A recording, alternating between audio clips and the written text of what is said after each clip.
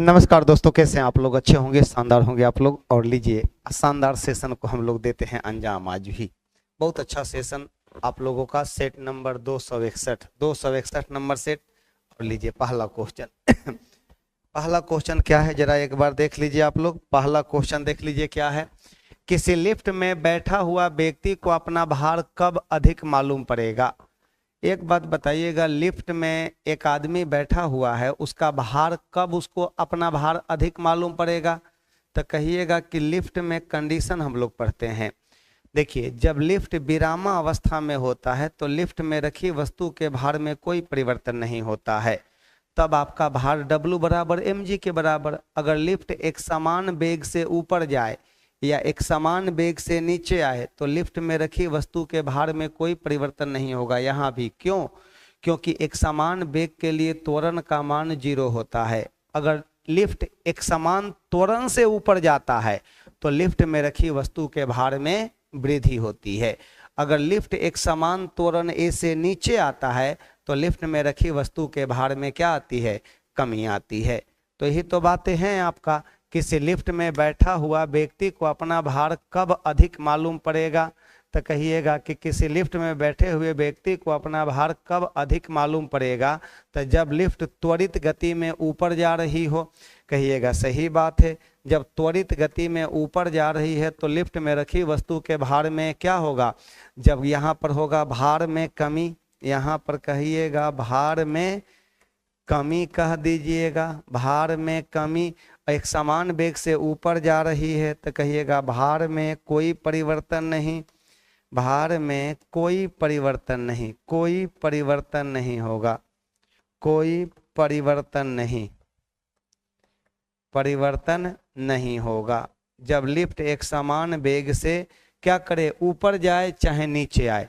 अगर एक समान वेग से ऊपर भी जाता है या नीचे भी आता है तो लिफ्ट में रखी वस्तु के भार में कोई परिवर्तन नहीं होता है। तो बताइएगा, किसी लिफ्ट में बैठे हुए व्यक्ति को अपना भार कब अधिक मालूम पड़ेगा? जब लिफ्ट त्वरित गति से ऊपर जा रही हो। सही बात है। जब लिफ्ट त्वरित गति से नीचे आ रही हो तो भार में क्या? कमी। एक समान वेग से ऊपर जा रही हो तो भार में कोई परिवर्तन नहीं होगा। कौन नंबर ऑप्शन सही है? तो कहिएगा 1 नंबर ऑप्शन सही हो गया। अगला नंबर पर आ जाते हैं। जब प्रकाश एक माध्यम से दूसरे माध्यम में जाता है, ध्यान दीजिएगा, जब प्रकाश एक माध्यम से दूसरे माध्यम में जाता है, एक माध्यम से वन मीडियम से अदर मीडियम में जाता है तो निम्न में कौन सा नहीं बदलती है? तो कहिएगा कि नहीं बदलती है। यहाँ याद रखिएगा, नहीं बदलती है। तो गति तो बदल जाती है, आपका तरंग दैर्ध्य भी बदल जाती है, लेकिन आवृत्ति नहीं बदलती है। तो याद रखेंगे, जब प्रकाश एक माध्यम से दूसरे माध्यम में जाती है तो ये देखना पड़ेगा विरल से सघन में जा रही है कि सघन से विरल में आ रही है। उसके अनुसार उसका वेग कभी, देखिए, जब विरल से सघन में जाएगी तो उसकी चाल और तरंग दैर्ध्य घट जाती है लेकिन आवृत्ति में कोई परिवर्तन नहीं। और वही जब सघन से विरल में आती है तो चाल और उसका तरंग दैर्ध्य जो होती है ना, जब सघन से विरल में आती है तो बढ़ जाती है, लेकिन यहाँ पर भी आवृत्ति में कोई परिवर्तन नहीं होती है। तो जब प्रकाश या तो विरल से सघन में जाए या तो सघन से विरल में आए तो उसके बताइएगा आवृत्ति में कोई चेंजिंग नहीं आती है। नो चेंजिंग, कोई चेंजिंग नहीं आती है। चलिए, आपके सवाल का सही जवाब हो जाएगा क्या? हमारा आवृत्ति हो जाएगा, फ्रीक्वेंसी हो जाएगा। लीजिए, यदि हवा का तापमान बढ़ता है तो उसकी जलवाष्प ग्रहण करने की क्षमता, देखिए हवा का टेम्परेचर, जब हवा का टेम्परेचर बढ़ेगा तो वो जलवाष्प को शोषण जल्दी करेगा कि धीरे धीरे करेगा? तेजी से करेगा। तो वही बात है, जब हवा का तापमान बढ़ता है तो उसकी जलवाष्प ग्रहण करने की क्षमता जो होती है क्या करती है? बढ़ जाती है, इंक्रीज कर जाती है, बढ़ जाती है। कौन नंबर ऑप्शन सही? बी नंबर ऑप्शन सही हो जाएगा। लीजिए, अगला सवाल पर आ जाते हैं। एफएम प्रसारण सेवा में, एफएम का मतलब होती है क्या? आपका फ्रीक्वेंसी मॉड्यूलेशन होती है। एफएम प्रसारण सेवा में प्रयुक्त होने वाली आवृत्ति बैंड का प्रसार क्या होती है? तो वेरी हाई फ्रीक्वेंसी में आती है। ये VHF में आती है, वेरी हाई फ्रीक्वेंसी में आती है। तो एक बात बता दीजिएगा, ये होती है 88 से 108 मेगाहर्ट्ज के बीच में। मेगाहर्ट्ज के बीच में याद रखिएगा इस चीज को कि एफएम प्रसारण सेवा में प्रयुक्त होने वाली आवृत्ति बैंड का प्रसार आपका परास जो होती है, रेंज जो होती है, कहाँ तक होती है? 88 से 108 मेगाहर्ट्ज के मध्य होती है। 88 से 108 मेगाहर्ट्ज के बीच में होती है, मध्य में होती है। चलिए आगे बढ़ जाते हैं। ध्वनि का एक महत्वपूर्ण अभिलक्षण, देखिए सवाल क्या कर रहा है, ध्वनि का एक महत्वपूर्ण अभिलक्षण कैरेक्टरिस्टिक्स से आपका तारतम्य है जो निर्भर करता है। सही बात है, ध्वनि का अभिलक्षण में हमारा तारतम्य भी आती है, तीव्रता भी आता है, गुणता भी आती है। तो ये तारतम्य जो होती है ना, तारतम्य डायरेक्टली प्रोपोर्शनल होती है। तारतम्य डायरेक्टली प्रोपोर्शनल आवृत्ति का होता है। क्या चीज का? आवृत्ति का होता है, आवृत्ति का, फ्रीक्वेंसी का होती है। अब एक बात बताइएगा, आवृत्ति ज्यादा तो तारतम्य ज्यादा, तारतम्य ज्यादा तो ध्वनि क्या होती है? पतली होती है। सुनिए, जिस ध्वनि, पतली ध्वनि का तारतम्य अधिक और मोटी ध्वनि का तारतम्य क्या होती है? कम होती है। वो भी बातें लिख दे रहे हैं। पतली ध्वनि का तारतम्य अधिक तथा मोटी ध्वनि का कम होता है। मोटी ध्वनि का कम होता है, मोटी ध्वनि का कम होता है। और ये तारतम्य किस पर निर्भर करता है? आवृत्ति पर निर्भर करती है। तारतम्य डायरेक्टली प्रोपोर्शनल आवृत्ति, आवृत्ति अधिक तो तारतम्य अधिक, और जब तारतम्य अधिक होती है तो बताइएगा ध्वनि क्या होगा? पतला, और तारतम्य कम होगा तो ध्वनि क्या होगा? मोटा। तो ये बताइएगा, ये तारतम्य जो है ना, तारतम्य माने पिच जो होती है, आवृत्ति पर निर्भर करती है। तीव्रता की बात करते हैं तो तीव्रता डायरेक्टली प्रोपोर्शनल आयाम के वर्ग का, तीव्रता डायरेक्टली प्रोपोर्शनल होती है आयाम के वर्ग का होती है, आयाम के वर्ग का। इससे किसी ध्वनि को धीमा और तेज समझा जाता है। और गुणता जो होती है ना, समान आवृत्ति और आयाम, समान आपका आवृत्ति, समान तारतम्य और तीव्रता वाली, समान तारतम्य और तीव्रता वाली ध्वनि में अंतर गुणता से की जाती है। और ये अधिस्वर पर निर्भर करता है। किस पर? अधिस्वर पर ये निर्भर करता है। हमारे प्रश्न का सही जवाब बी नंबर आ जाएगा। अच्छा सवाल था। दो एक जैसे बल्ब को किस प्रकार जोड़ने पर अधिक रोशनी मिलेगी? दो एक जैसे बल्ब को किस प्रकार जोड़ने पर अधिक रोशनी मिलेगी? तो बताइएगा, अगर हमारे पास दो एक समान बल्ब है तो उसको कैसे जोड़ना होगा? तो हमारे घर में लगा हुआ जो डिवाइस है वो सब का सब पैरेलल में है। कैसे है? तो हमारे घरों में लगे उपकरण जो होते हैं पैरेलल में होते हैं। और याद रखिएगा, पैरेलल कॉम्बिनेशन में विभवांतर समान होता है प्रत्येक लोड के लिए, लेकिन धारा जो होती है प्रत्येक द्वारा ली जाने वाली धारा अलग अलग होगी। लेकिन यहाँ पर दो एक जैसे बल्ब है तो कैसे जोड़ेंगे कि वो आपका अधिक रोशनी मिलेगी, अधिक रोशनी देगा? तो कहिएगा सीरीज में अगर बल्बों को जोड़ दीजिएगा तो कम वाट वाला बल्ब ज़्यादा प्रकाश करेगा, और ज़्यादा वाट वाला बल्ब आपका, ज़्यादा वाट वाला बल्ब जो है ना आपका कम प्रकाश देगा, ज़्यादा वाट वाला बल्ब कम प्रकाश देगा सीरीज में। लेकिन अगर वही पैरेलल में ज़्यादा वाट रहेगा तो प्रकाश भी ज़्यादा देगा। तो अब ध्यान दीजिएगा, दोनों श्रेणी क्रम में जुड़े हो, नहीं सर, दोनों समानांतर क्रम में जुड़े हो, एकदम सही बातें हैं। तो हमारा कौन ऑप्शन सही है? एक में अधिक, कहिएगा एक में अधिक, नहीं दो में अधिक, दो में अधिक हो जाएगा जब पैरेलल में होती है तब पैरेलल कॉम्बिनेशन में कहिएगा प्रत्येक प्रतिरोधक के लिए विभवांतर समान होती है। सुनिए, पैरेलल कॉम्बिनेशन के लिए पैरेलल समूहन में प्रत्येक प्रतिरोधक के लिए, प्रत्येक बल्ब के लिए, प्रत्येक प्रतिरोधक के लिए धारा, प्रत्येक प्रतिरोधक के लिए विभवांतर समान होती है, विभवांतर समान होती है, परंतु धारा का क्या होता है? विभाजन हो जाता है, परंतु धारा का विभाजन हो जाता है। धारा का क्या होता है, विभाजन हो जाता है, जो प्रतिरोध के मान पर हो जाता है, जो प्रतिरोध के मान पर निर्भर करता है, जो प्रतिरोध के मान पर, प्रतिरोध के मान पर निर्भर करता है, मान पर निर्भर करता है, निर्भर करता है, जो प्रतिरोध के मान पर निर्भर करता है। बातें तो यही हो गई, एकदम सही बातें हो गई, जबरदस्त बातें हो गई ये। अब मैंने लिख दिया ये, और वही सीरीज कॉम्बिनेशन में प्रत्येक से धारा समान बहेगी, तो सीरीज कॉम्बिनेशन में धारा समान, क्या बोलिएगा, सीरीज कॉम्बिनेशन में आप लोग कह देंगे कि श्रेणी क्रम समूहन में धारा क्या होती है, धारा समान, धारा समान होगा, विभवांतर का विभाजन हो जाती है, विभवांतर का विभाजन, विभवांतर का विभाजन हो जाती है। इसमें हमारे प्रश्न का सही जवाब 2 में अधिक, 2 में क्या होगा, अधिक हो जाएगी ये। अच्छा सवाल था ये भी। अगला है कि संयुग्मी फोकस संभव है केवल, संयुग्मी फोकस का मतलब क्या होता है कि अगर वस्तु को रखते हैं तो प्रतिबिंब बनता है, अगर प्रतिबिंब को वहां रख देंगे तो यहाँ पर, यानी कि यहाँ समझिए ना, संयुग्मी का मतलब क्या होती है, समझना है पहले इस चीज को।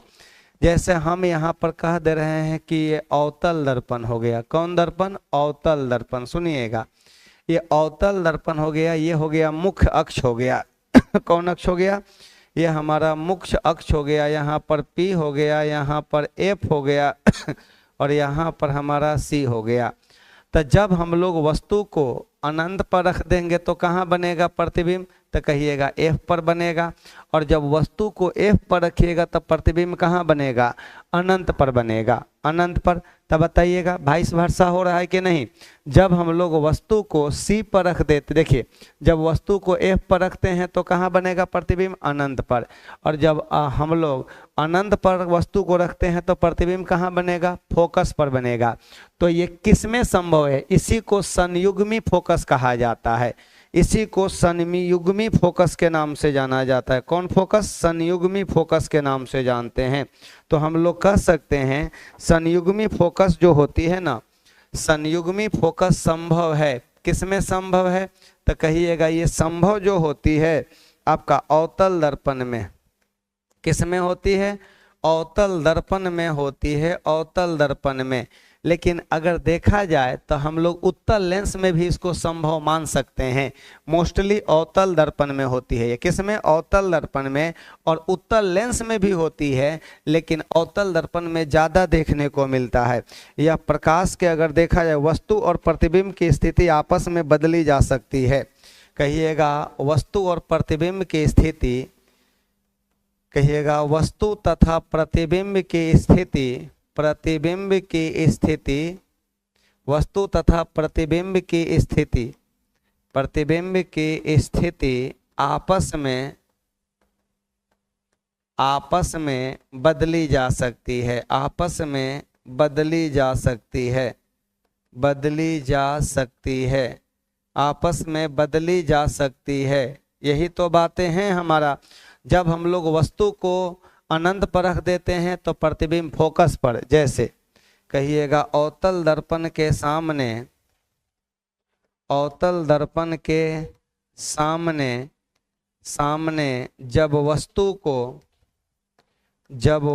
को अनंत पर रखी जाती है, जब वस्तु को अनंत पर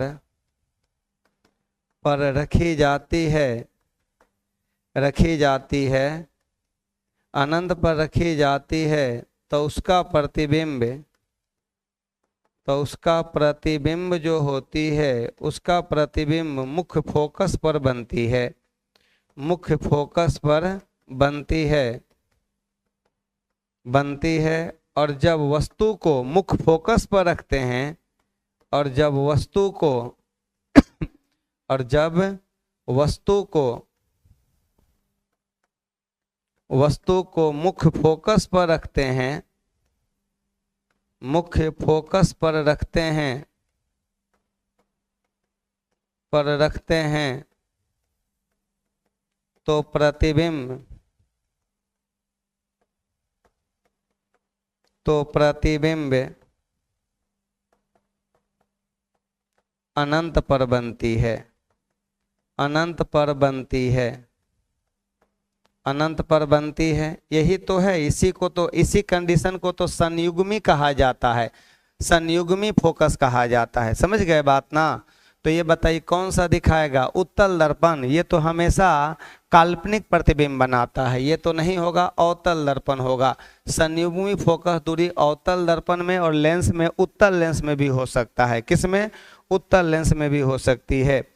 चलिए आगे बढ़ जाते हैं हम लोग। ये बताइएगा, यह प्रकाश के उत्कर्मणीयता के सिद्धांत पर आधारित है, या प्रकाश के उत्कर्मणीयता के सिद्धांत पर आधारित होती है ये। चलिए आगे बढ़ जाते हैं। ये देखिए, यही बात ना लिखे हैं, अवतल दर्पण के सामने जब वस्तु को अनंत पर रखी जाती है, जब वस्तु को अनंत पर रखी जाती है तो उसका प्रतिबिंब मुख्य फोकस पर बनती है, और जब वस्तु को मुख्य फोकस पर रखते हैं तो प्रतिबिंब अनंत पर बनती है। वही तो है, इसी को संयुग्मी फोकस संभव है किसमें? अवतल दर्पण में संभव है। लीजिए अगला है कि वायु में प्रकाश की चाल 3 × 10⁸ मीटर पर सेकेंड है, ठीक है, जबकि एक पदार्थ में इसकी चाल 1.5 × 10⁸ मीटर पर सेकेंड हो जाती है। तो पदार्थ का अपवर्तनांक ज्ञात करना है। तो सुनिए, अपवर्तनांक ज्ञात करने के लिए, रिफ्रैक्टिव इंडेक्स ज्ञात करने के लिए आप लोग एक सूत्र इस्तेमाल करते हैं। कौन सा है? तो म्यू बराबर होती है हवा में या निर्वात में प्रकाश की चाल, हवा या निर्वात में प्रकाश की चाल, हवा या निर्वात में, हवा या कर दीजिए ना, या निर्वात में प्रकाश की चाल, ऐसे कर दीजिए ना, सी बटा भी कर दीजिएगा, सी बटा भी। और सी का मान क्या है हमारा? प्रश्न से आ जाइएगा। म्यू बराबर हो गया सी का मान 3 × 10⁸ और बटा म्यू का भी का मान 1.8 × 10⁸ कट जाएगा, कितना? 2 आ जाएगा आंसर। तो म्यू का मान 2 आ गया, और सही जवाब हमारा कितना नंबर? तो कहिएगा हाँ सर 2 नंबर आंसर आ गया, सही जवाब है। थोड़ा पढ़िए, मेहनत कीजिए, बहुत अच्छा क्वेश्चन दिया जाता है प्लेटफॉर्म में। प्लेटफॉर्म में साइंस का क्वेश्चन बहुत अच्छा दिया जाता है, खासतौर पर ये सेट जो हम करवा रहे हैं ना, ये सेट बहुत ही लाजवाब सेट है आप लोगों का। जब मैं ये बात बोल रहा हूँ, साइंस का शिक्षक जब ये बात बोल रहे हैं, तो समझिएगा कि वाकई में क्वेश्चन में दम होती है यहाँ के, ठीक ना। हाँ चलिए आगे बढ़ जाते हैं, नेक्स्ट क्वेश्चन की ओर आते हैं। 1 मीटर फोकस दूरी के उत्तल लेंस की क्षमता क्या होगी? कौन लेंस है हमारा? उत्तल लेंस। तो उत्तल लेंस की फोकस दूरी एंड क्षमता बराबर प्लस में होती है। तो ये 1 मीटर फोकस दूरी है, उत्तल लेंस है, तो एफ बराबर दिया हुआ है 1 मीटर। तो प्लस में ना लिखना है, +1 मीटर, क्योंकि ऑलरेडी दे दिया है उत्तल लेंस है। तो उत्तल लेंस की फोकस दूरी और क्षमता क्या चीज़ में होती है? तो प्लस में। तो P बराबर 1/f होती है। तो ये मीटरे में ना है, हाँ, तो ये कह दीजिएगा 1/1 बराबर कहिएगा +1 डायोप्टर हो जाएगी, 1 डायोप्टर हो जाएगी। यही आपके प्रश्न का सही में जवाब आ जाएगा, 1 डायोप्टर हो गया। कितना नंबर? सी नंबर ऑप्शन सही है। अगला नंबर पर आ जाते हैं। श्वेत प्रकाश के प्रिज्म द्वारा, कौन प्रकाश? श्वेत प्रकाश के प्रिज्म द्वारा, श्वेत प्रकाश के प्रिज्म द्वारा वर्ण विक्षेपण से प्राप्त स्पेक्ट्रम के मध्य उपस्थित किरण का रंग कैसा होती है? आप लोग नाम सुने होंगे श्वेत प्रकाश के प्रिज्म द्वारा।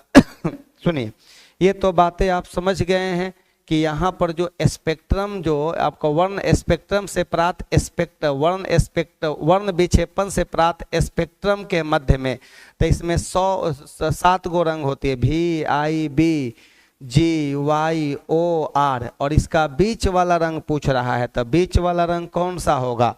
तो बीच वाला रंग 3 गो इधर से निकालिए, 3 गो इधर से निकाल दीजिए, तो कौन हो जाएगा? ग्रीन हो जाएगा। ग्रीन माने क्या होती है? हरा हो जाएगा।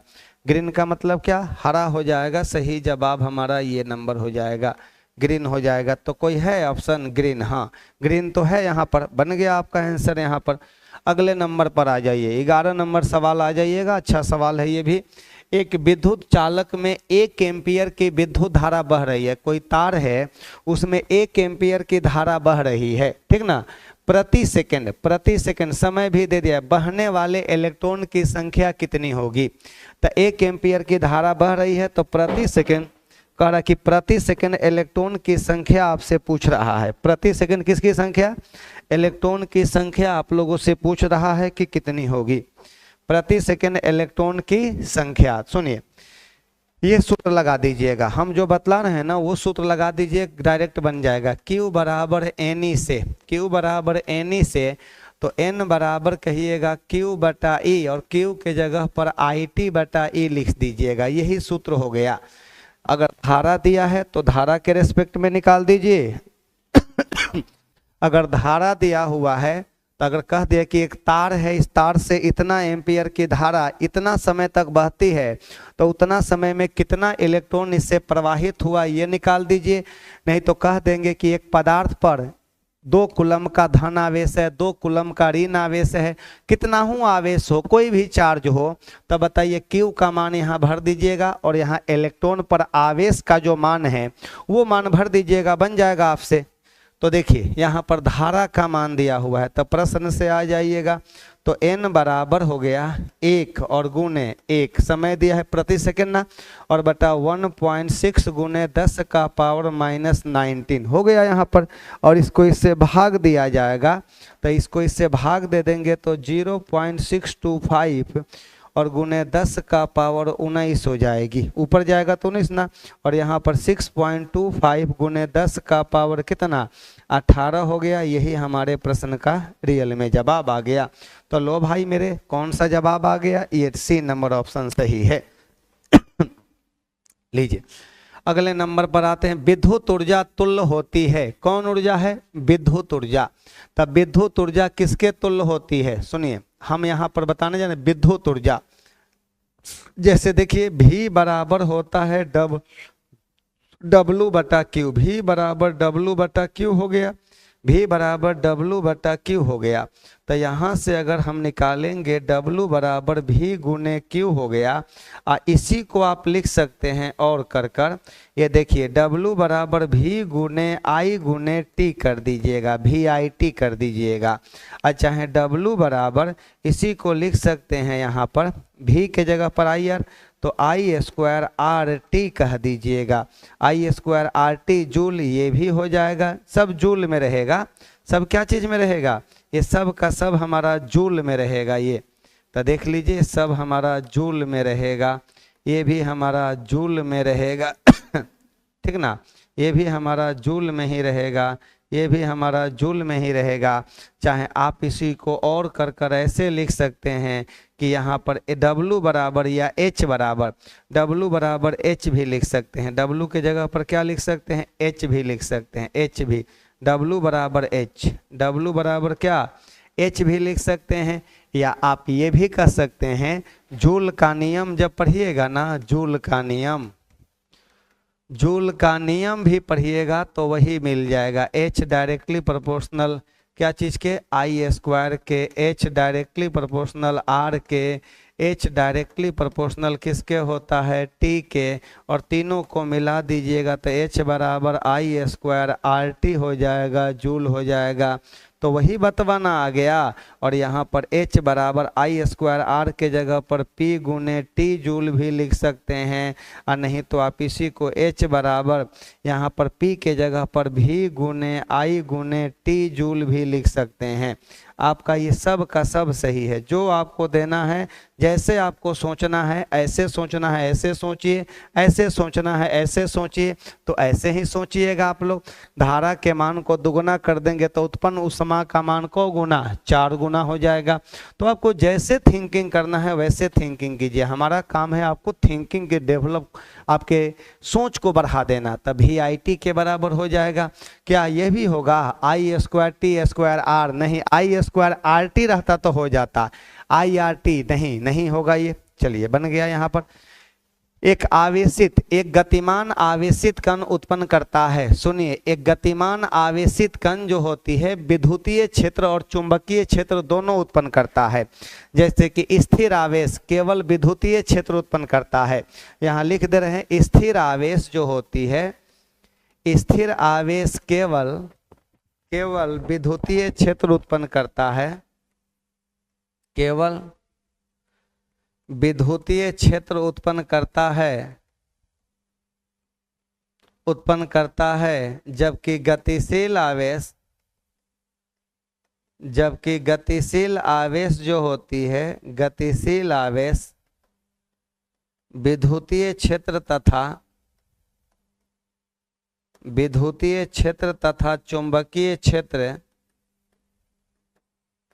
चुंबकीय क्षेत्र दोनों उत्पन्न करता है,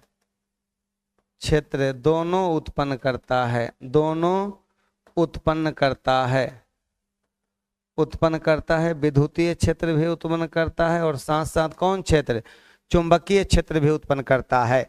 तो बताइएगा यहाँ गतिमान आवेशित है तो दोनों करेगा, चुंबकीय क्षेत्र के साथ साथ कौन, विद्युतीय क्षेत्र भी उत्पन्न करेगा। लीजिए अगले नंबर पर आते हैं, परमाणु कक्षक क्या होती है। कक्षक को इंग्लिश में क्या बोलते हैं, ऑर्बिटल होती है। परमाणु कक्षक के बारे में कह रहा है, ऑर्बिटल।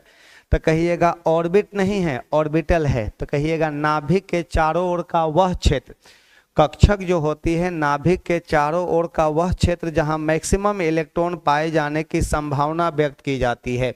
इलेक्ट्रॉन का वृत्ताकार पथ होती है, नहीं ये तो कक्षा कहते हैं, ऑर्बिट कहते हैं, सेल कहते हैं, ठीक ना। इसी को हम लोग सेल के नाम से जानते हैं, कक्षा के नाम से जानते हैं। वह क्षेत्र जिसमें इलेक्ट्रॉन के पाए जाने की संभावना अधिकतम होती है। नाभिक के चारों तरफ का वह क्षेत्र जहां मैक्सिमम इलेक्ट्रॉन पाए जाने की संभावना व्यक्त की जाती है, कक्षक कहलाती है। कहिएगा नाभिक के चारों ओर का वह क्षेत्र, हम लिख भी दे रहे हैं, नाभिक के चारों ओर का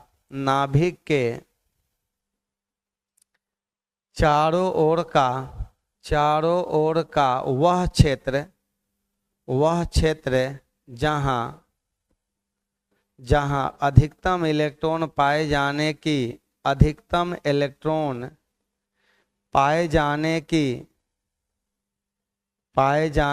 संभावना व्यक्त की जाती है, संभावना व्यक्त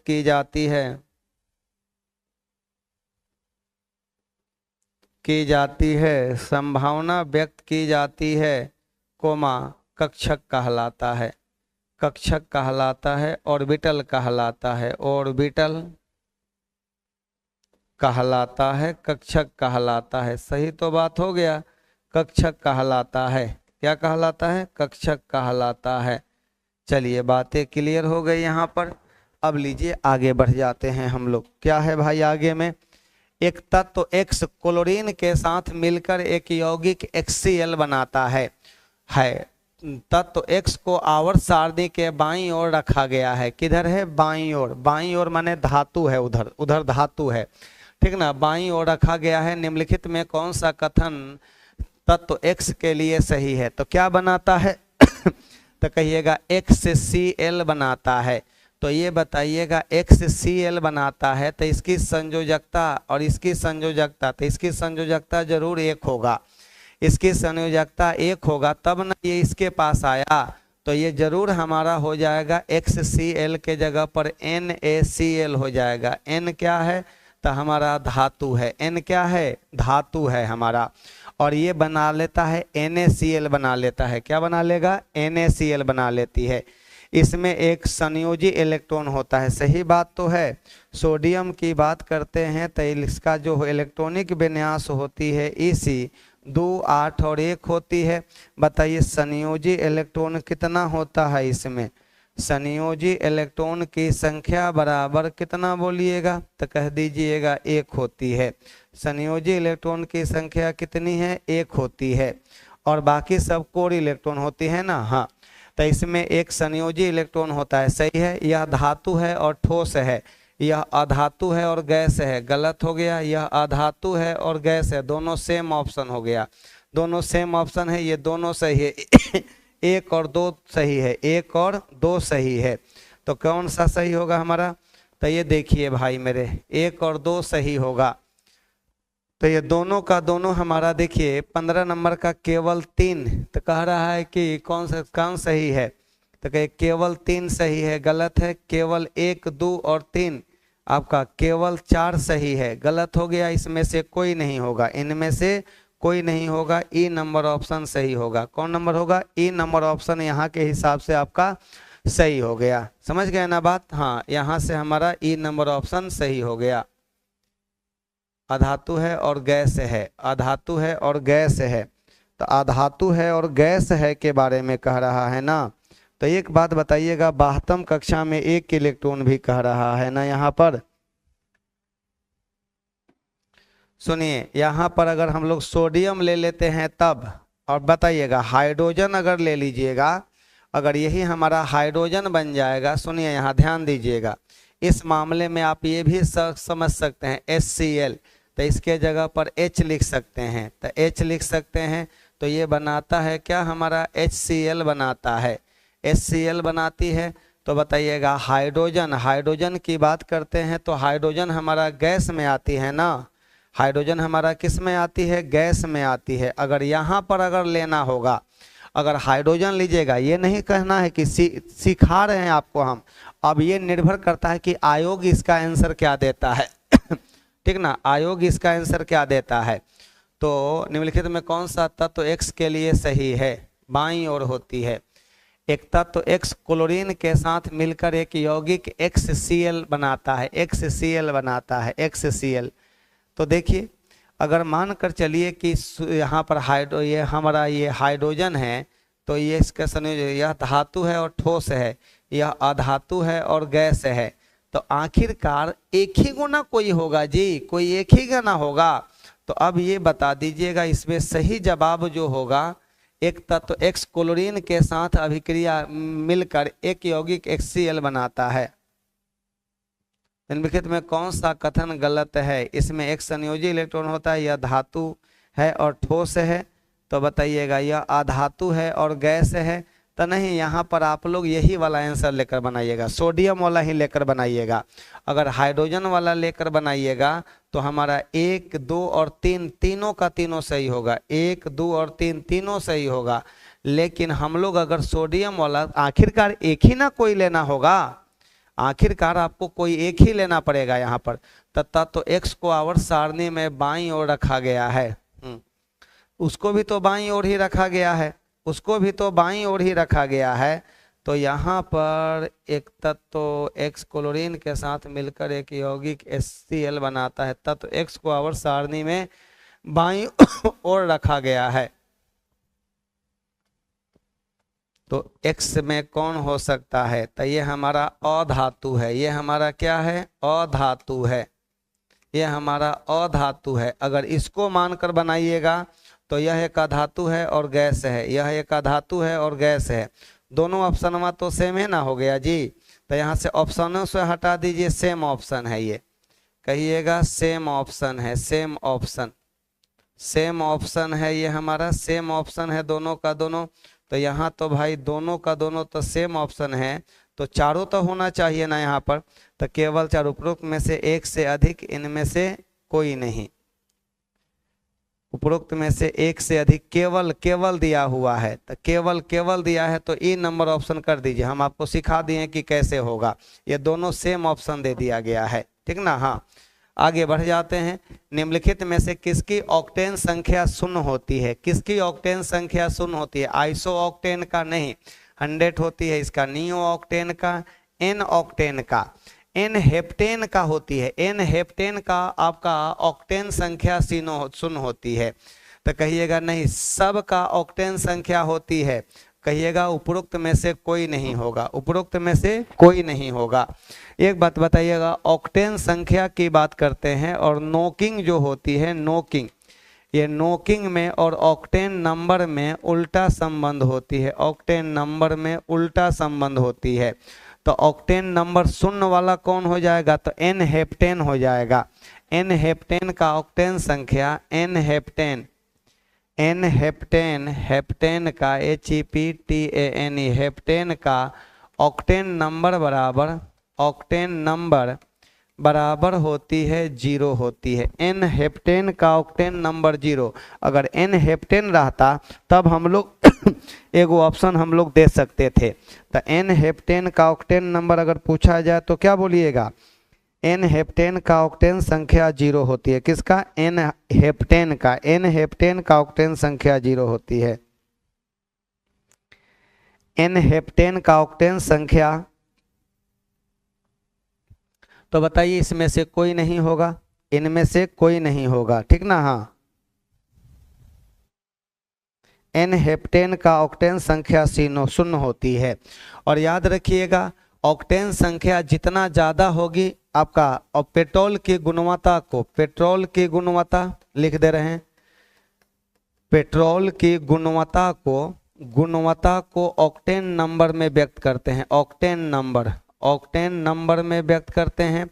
और डीजल की गुणवत्ता को, किसका, डीजल की गुणवत्ता को कहिएगा C10 नंबर द्वारा व्यक्त किया जाता है। कौन नंबर, जिस ईंधन का ऑक्टेन संख्या जितना ज़्यादा होता है उसमें नोकिंग उतनी ही कम होती है और वो अच्छा ईंधन माना जाता है।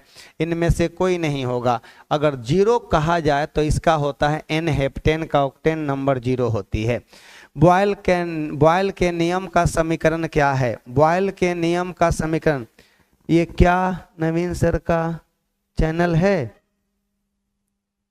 ये क्या नवीन सर का चैनल है, हाँ हाँ ये चैनल है, स्पेशल चैनल है टेस्ट वाला, इस पर सिर्फ टेस्ट का डिस्कशन होती है ये, ठीक है।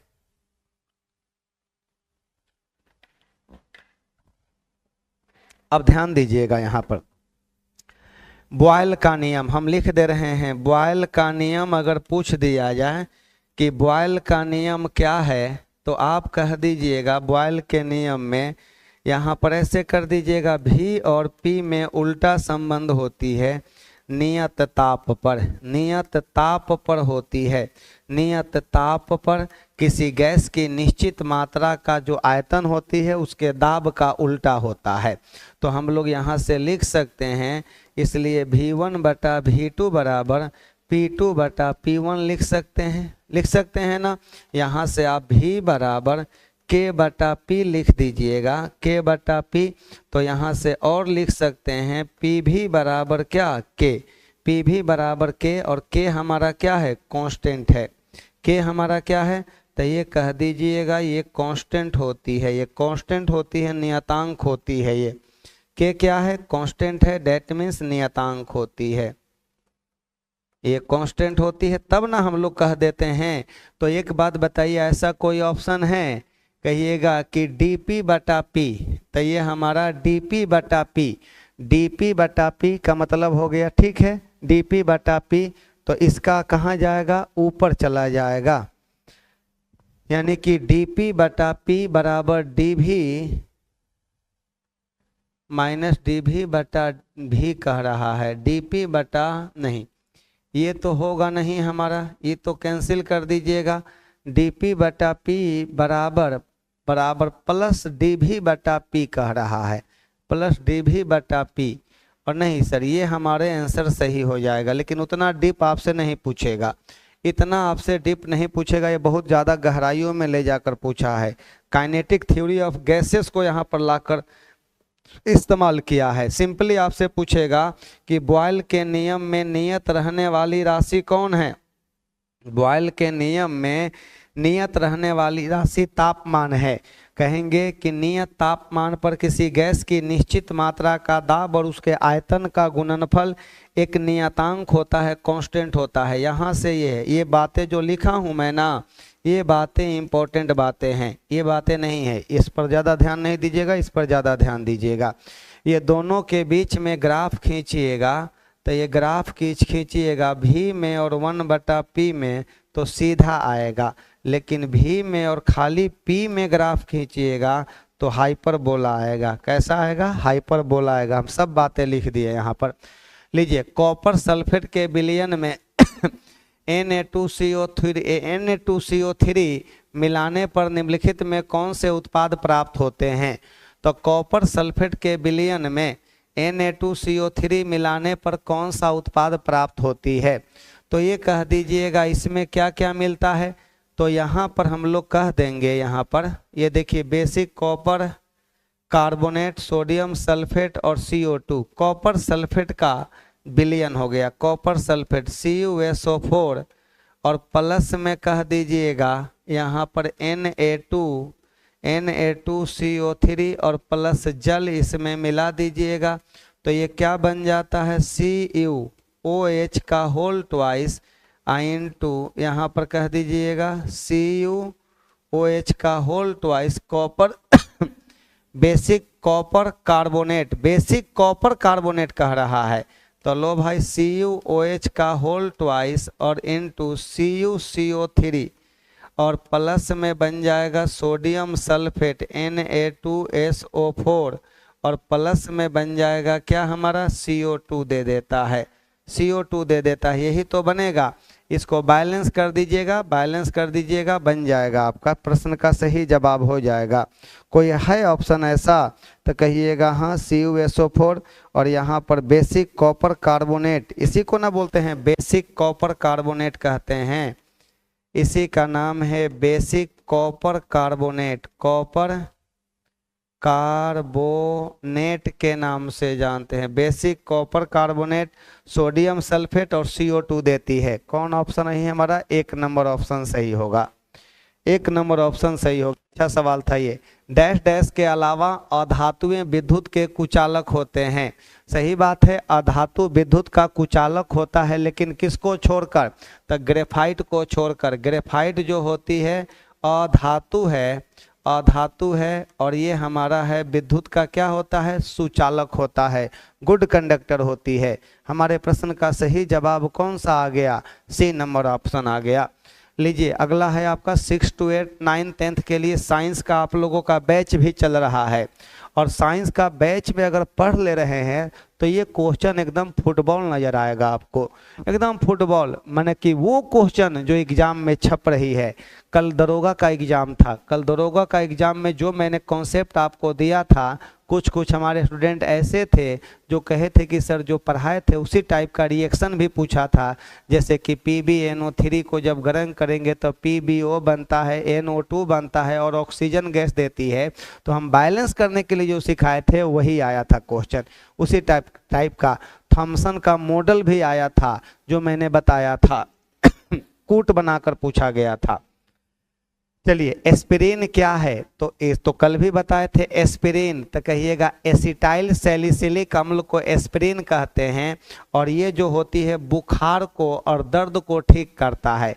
पीराहारी है और दर्दनाशक दवा है ये, पीराहारी और जोरनासी है, पीराहारी दो जोरनासी, कहिएगा पीराहारी और पहले प्लस कह दीजिएगा जोरनासी कह दीजिएगा, जोरनासी होती है और इसी का नाम है एसिटाइल सैलिसिलिक अम्ल, एसिटाइल सैलिसिलिक एसिड कहा जाता है। तो एसिटाइल सैलिसिलेट होती है, एसिटाइल सैलिसिलिक एसिड होती है। 20 नंबर का हमारा B नंबर ऑप्शन सही हो गया। सही जवाब कौन नंबर आ गया, तो कहिएगा B नंबर ऑप्शन सही हो गया, सही जवाब बन गया। यहाँ पर अगले नंबर पर आ जाते हैं, क्या है हमारा लीजिए आधा हम लोग पार कर गए, आधा के बाद में आ जाइए, आधा के बाद और आसान मिलता है क्वेश्चन। बिछुआ के पौधे की नोकदार पत्तियों में, बिछुआ का मतलब क्या होते हैं, बिछुआ का मतलब होता है नेटल होती है, नेटल। साकीय पादप होती है, कौन पादप है ये, साकीय पादप है, जंगलों में उपजता है। तो ये जो हमारा नेटल एक साकीय पादप है, इसमें डंकनुमा बाल रहता है और जब वो हमारे त्वचा के संपर्क में आता है तो फॉर्मिक एसिड छोड़ देता है, जिसके कारण लहरता है, बिसबिसाता है, खुजलाता भी है। उसी के बगल में एगो पौधा उगता है, डांक पौधा। डांक पौधों की पत्तियों को तोड़कर रगड़ने से वो लहर बिसबिसाहट खत्म हो जाती है, क्योंकि अम्ल को उदासीन कौन करता है, क्षार करता है। मतलब कि वो डांक पौधों की पत्तियों में क्षार पाई जाती है, उसके रस में क्षार पाई जाती है। तो ये हमारा सही जवाब मिथेनोइक एसिड, जिसको हम लोग फॉर्मिक एसिड के नाम से भी जानते हैं, जिसका सूत्र होता है HCOOH होती है, HCOOH। ये बताइए एसिटिक एसिड कहाँ पाया जाता है, तो कहिएगा सिरका में पाई जाती है, जिसका उपयोग खाद्य पदार्थों के परिरक्षक में किया, अचार में इसका यूज करते हैं। इथेनोइक एसिड, कहिएगा इसी का हमारा आयुपेक नाम होती है। कहिएगा कि इसी का आयुपेक नाम होती है इसी का। हमारे प्रश्न का सही जवाब मिथेनोइक अम्ल हो जाएगा। लाल चींटी, नेटल, ये सब में ये पाई जाती है, मिथेनोइक अम्ल पाई जाती है। ठीक है,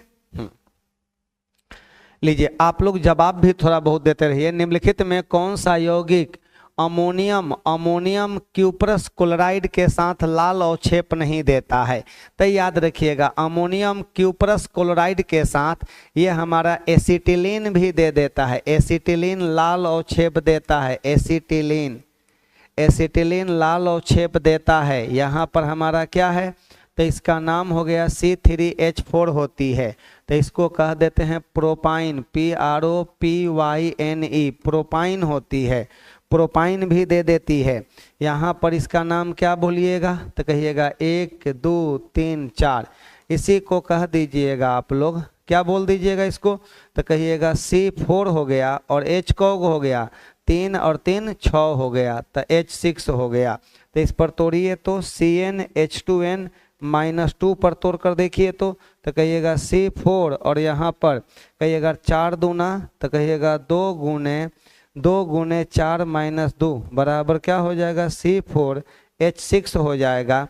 इसको कह दीजिएगा ब्यूटाइन, BUTYNE, ब्यूटाइन।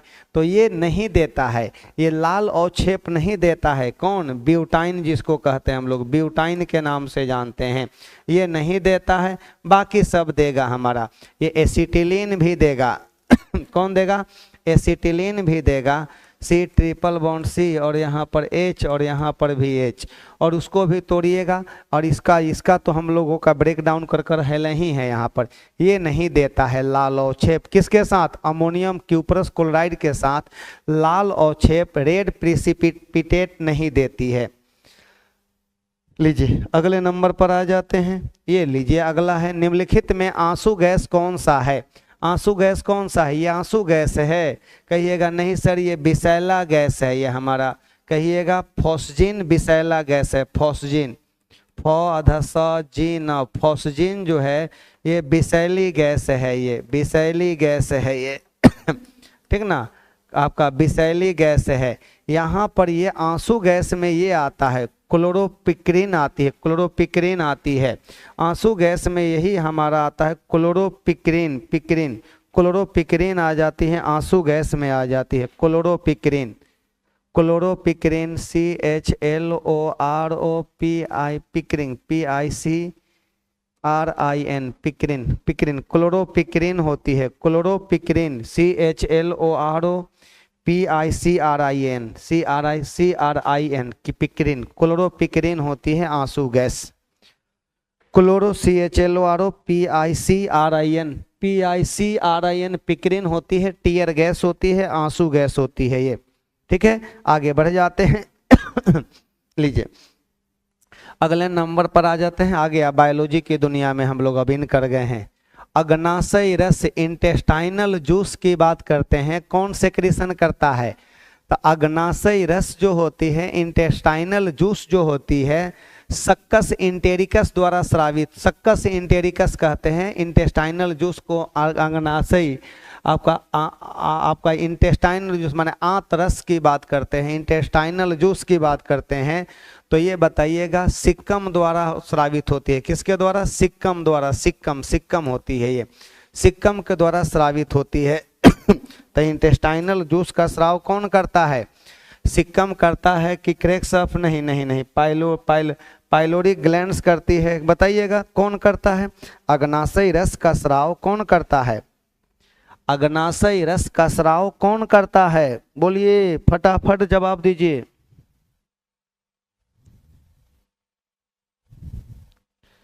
अग्नाशय रस का स्राव कौन करता है?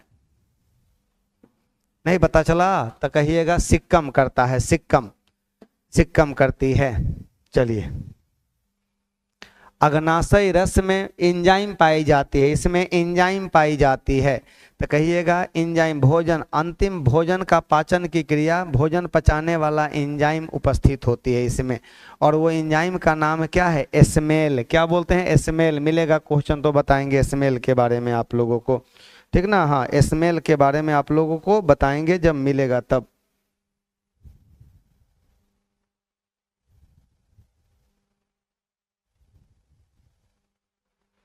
अग्नाशय, अग्नाशय रस नहीं है, आंतरिक अग्ना इंटेस्टाइनल जूस कर रहा है, अग्नाशय पेनक्रिएटिक जूस नहीं है सर, इंटेस्टाइनल जूस दिया हुआ है, इंटेस्टाइनल जूस दिया हुआ है। अग्नाशय रस में अग्नाशय से वो तो होती है।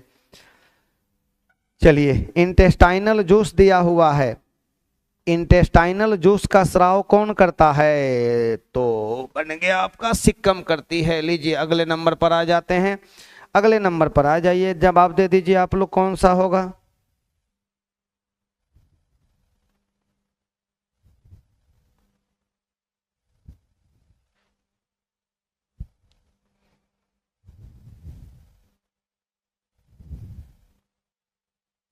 बनाइए बनाइए बनाइए बनाइए।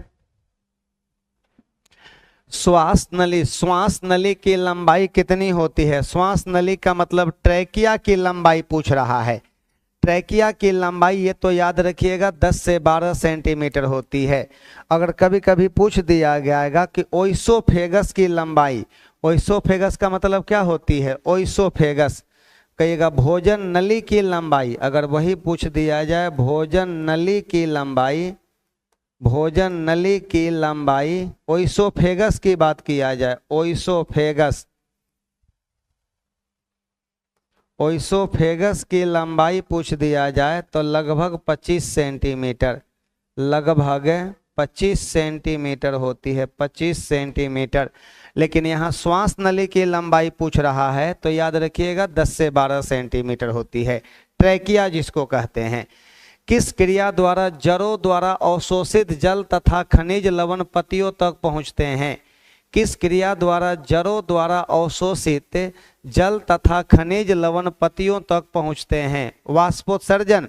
तो कहिएगा वाष्पोत्सर्जन में पानी जो होती है जलवाष्प के रूप में निकलती है। पानी किस रूप में? जलवाष्प के रूप में निकलती है, वाष्पोत्सर्जन। तो ये क्रिया जो होती है ना, ये रसारोहण क्रिया होती है। कौन क्रिया? रसारोहण क्रिया कहलाते हैं, जिसको एसेंट ऑफ सैप के नाम से जानते हैं। Ascent of SAP, ascent of SAP के नाम से जाना जाता है। एसेंट ऑफ सर केजीएस छोड़ दिए हैं क्या? हाँ छोड़ दिए हैं, केजीएस छोड़ दिए हैं हम, ठीक ना। रसारोहण यानी एसेंट ऑफ सैप का काम है ये, ascent of SAP, ascent of SAP.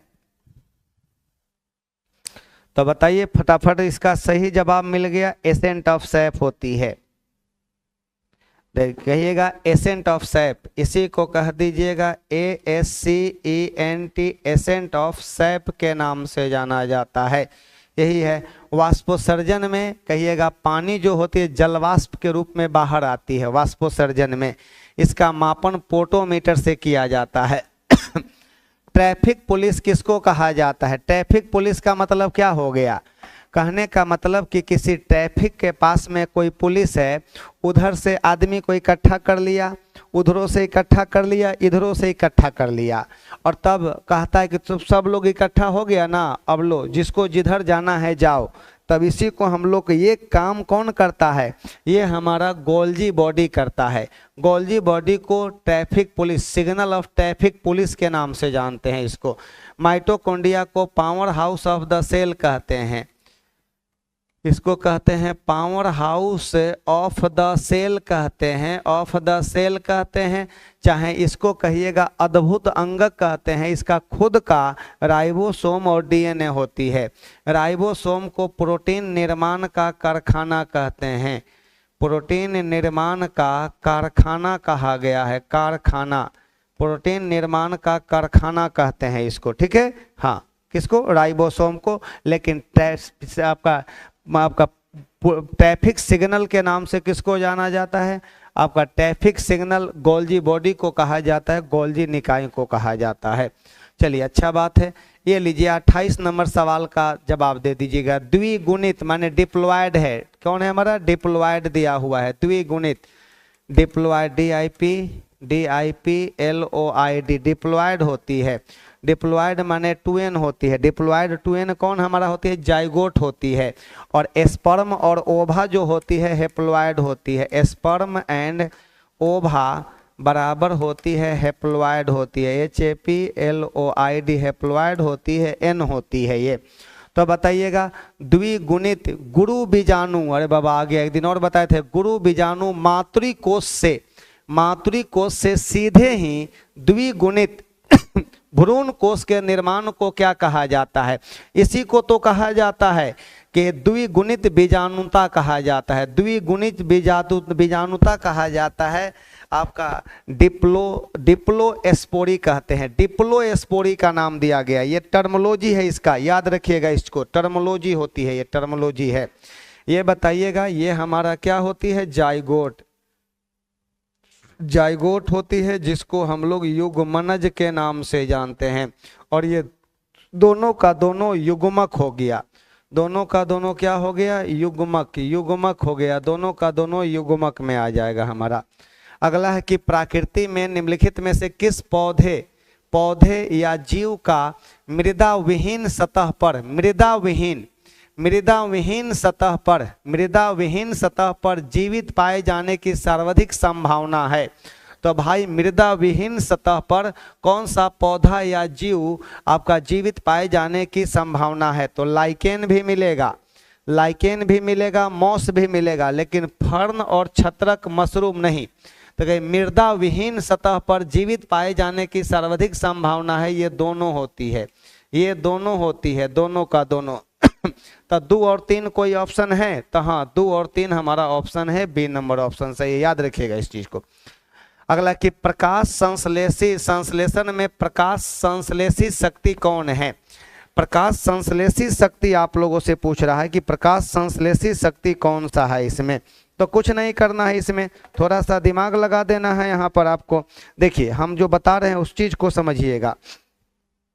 हम यहाँ पर लिखने जा रहे हैं कि प्रकाश, आपका प्रकाश अभिक्रिया में, सुनिए प्रकाश अभी हम लिख ही दे रहे हैं तो ताकि आप लोग बता दीजिएगा। प्रकाश अभिक्रिया में एटीपी तथा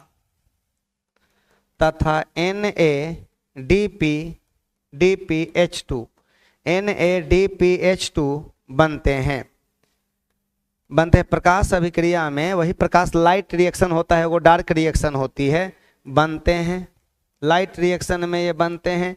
और बताइएगा और यही अंधकार और यही आपका अंधकार अभिक्रिया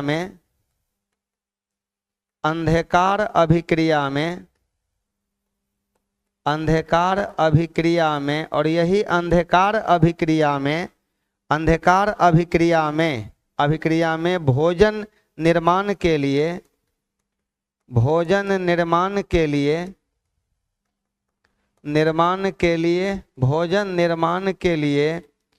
लिए आपका उपयोग होते हैं, यही ऊर्जा उपयोग होते हैं।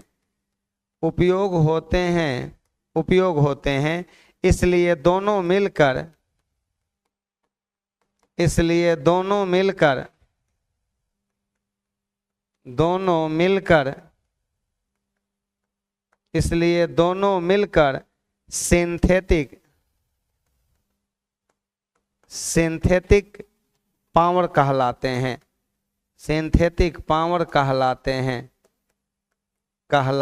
दोनों मिलकर सिंथेटिक पावर कहलाते हैं। तो बताइएगा संश्लेषी शक्ति किसको कहा जाता है? दोनों को।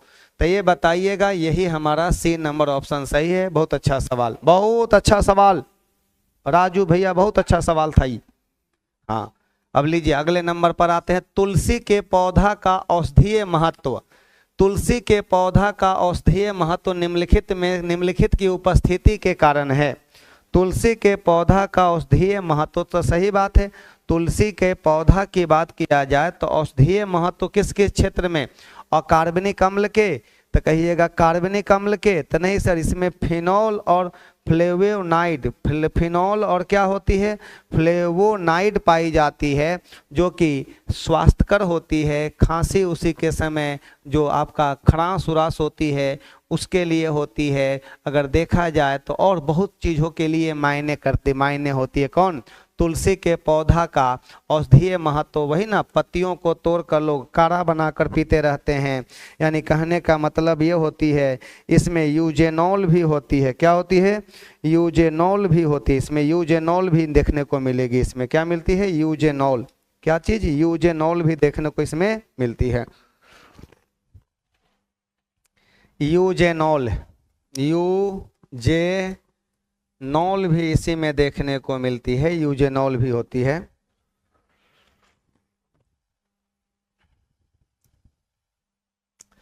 चलिए 32 नंबर सवाल पर, झींगा किस संघ का सदस्य है? सुनिए, जितना भी कीड़े मकोड़े होते हैं, जितने भी कीट वर्ग के जंतु होते हैं, वो सब के सब जो है ना, जितने भी कीट वर्ग के जंतु होते हैं, जैसे कीड़ा मकोड़ा जितने देखते हैं ना, वो सब अर्थोपोडा में आता है। और झींगा मछली जो है ना, वो भी कीटे में आता है। वो वही कीट होती है, वो भी कीट ही होती है। तो झींगा मछली हम लोग कीट को खाते हैं, मछली में नहीं आता है, ये कीट वर्ग में आता है। और कीट वर्ग किस में आता है? अर्थ्रोपोडा में आती है। और सबसे बड़ा संघ होती है ये, सबसे बड़ा संघ में हमारा होती है कौन? अर्थ्रोपोडा होती है, सबसे बड़ा संघ होती है। क्रिस्टेशिया, क्रिस्टेशिया एक दिन और बताए थे, केकड़ा, केकड़ा, केकड़ा जो है ना, क्रिस्टेशिया वर्ग में आता है। एनीलिडा में कौन आता है? तो कहिएगा केंचुआ आता है, जोंक आता है, जोंक हो गया, केंचुआ हो गया, जोंक हो गया, ये सब के सब एनीलिडा में आता है। तो झींगा किस संघ में आएगा? तो कहिएगा झींगा हमारा अर्थ्रोपोडा में आता है।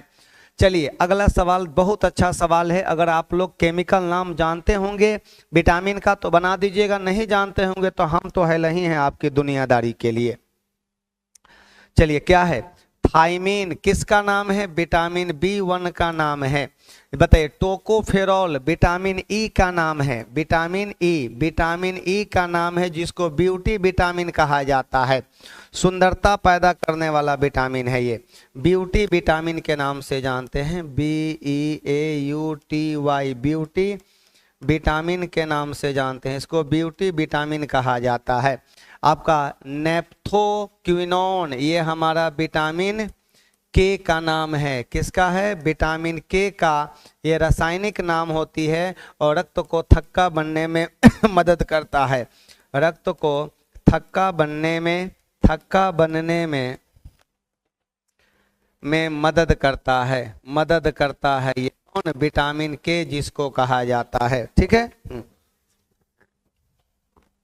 चलिए आगे बढ़ जाते हैं हम लोग। अगला सवाल का जवाब दे दीजिए आप लोग। मिलाइए भाई, मिलाइए मिलाइए। लाइपेज का काम क्या है? तो कहिएगा लाइपेज जो होती है फैट का पाचन करता है, फैट का पाचन करता है। ट्रिप्सिन किसका पाचन करता है? तो प्रोटीन का पाचन करता है। ये बताइए, एमाइलेज जो होती है कार्बोहाइड्रेट का पाचन करता है। कार्बो HYDRATE, कार्बोहाइड्रेट का पाचन करता है। और इरिप्सिन जो होती है ना, इरिप्सिन जो होती है आपका स्मेल आपका, ये ट्रिप्सिन जो होती है ना, ये हमारा ट्रिप्सिनटाल, ये अग्नाशय में होती है, अग्नाशय में होती है। और ये जो होती है आपका प्रोटीन का पाचन, और ये कहाँ देखने को मिलता है? स्मॉल इंटेस्टाइन में, स्मॉल इंटेस्टाइन में देखने को मिलता है। देखिए ये भी प्रोटीन का पाचन करता है, लेकिन अंतिम रूप से पाचन यही करता है। ठीक है, तो जवाब दे दीजिए आप लोग। बताइए तो, बताइए, मिलाइए, मिलाकर बताइए।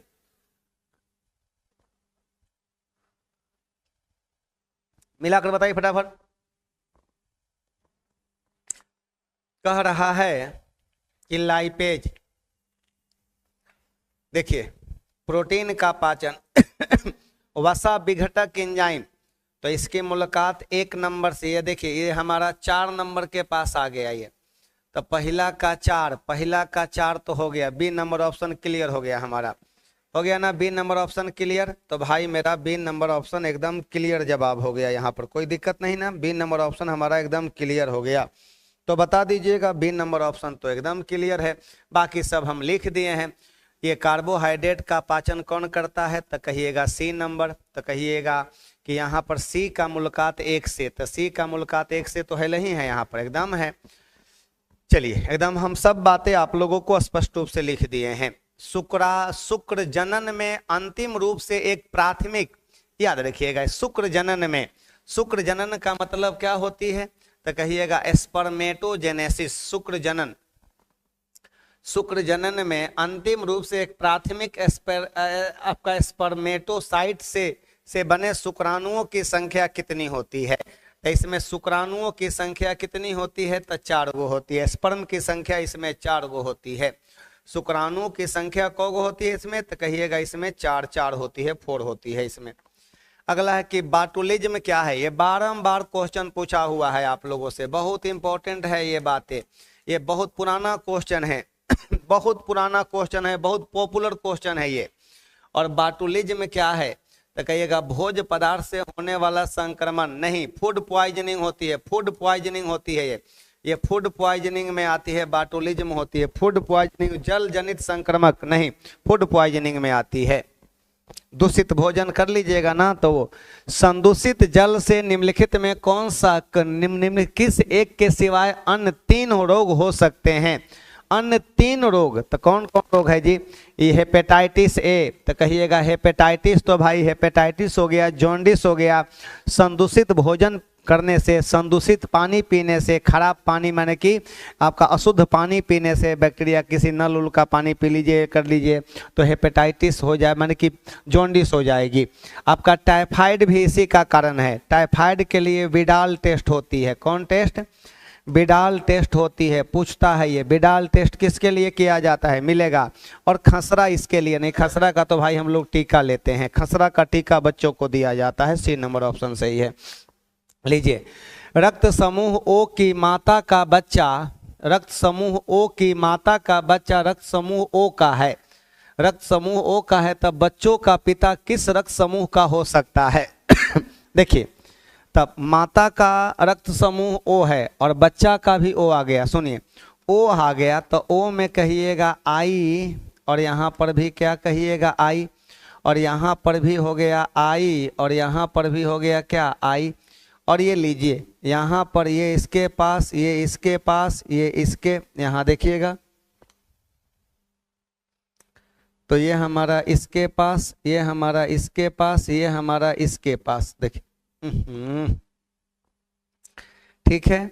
यहाँ पर फिर हमारा ये इसके पास, फिर ये इसके पास, और ये फिर हमारा, इसे कर दीजिए ना आप लोग, आई है, तो ये देखिए यहाँ पर ये तो यहाँ पर बन जाएगा O, फिर यहाँ पर आपका ये रहा, फिर बन जाएगा क्या O, फिर यहाँ पर हमारा इसके साथ ये, इसके साथ ये, फिर यहाँ पर तो O ही बनेगा, O ही बनेगा, कुछ नहीं होगा, कुछ नहीं होने वाला है, ठीक ना, O ही रहेगा।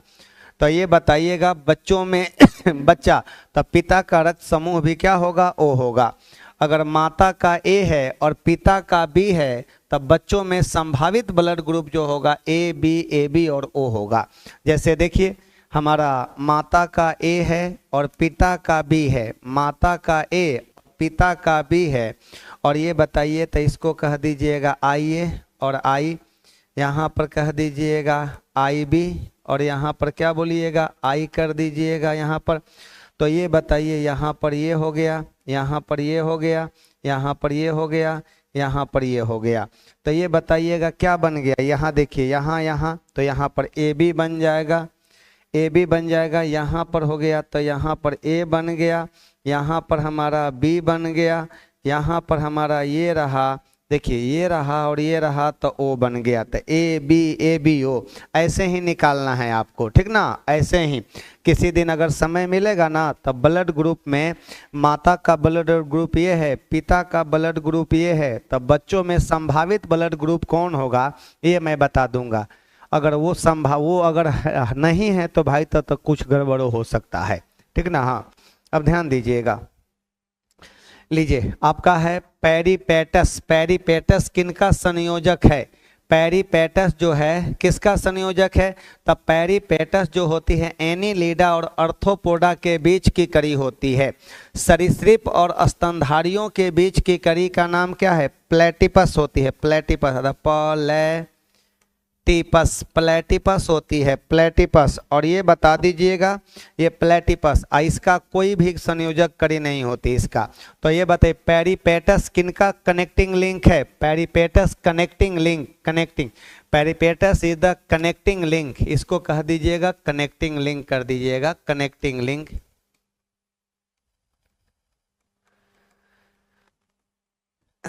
कनेक्टिंग लिंक की बात किया जाए, कनेक्टिंग लिंक किसका है? तो कहिएगा कि ये हमारा एनीलिडा और अर्थ्रोपोडा के बीच की संयोजक क्रिया हो गई। आज की आखिरी सवाल आप लोगों का, ये बताइएगा हड्डियों को कठोर बनाने वाला लवण मुख्यतः क्या होते हैं? तो हड्डियों में क्या पाया जाता है? कैल्शियम फॉस्फेट पाई जाती है। तो हड्डी में पाई जाती है कैल्शियम फॉस्फेट, कैल्शियम कहिएगा फॉस्फेट होती है, PHOSPHAT, कैल्शियम फॉस्फेट।